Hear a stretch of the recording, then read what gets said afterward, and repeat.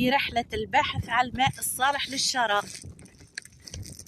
هابطة للعيد على الحمارة متاعنا. الحمارة متاعنا تستحق تكريم، تستحق أعز علفة، وتستحق أعز شربة ماء، خاطر لولا الحمار في منطقتي تفافحية معتمدية جمين ما نتصورش معناها كانوا الناس هنا يعيشوا في أفضل معناها ظروف العيش اللي معناها تناسب باش إنسان في 2025 يعيش مرتاح، يبدأ عنده الماء في دار وعنده طريق باهي. هو يكفر خيرهم جاء الآلة الماسحة معناها عملت الطريق حسنته شوي.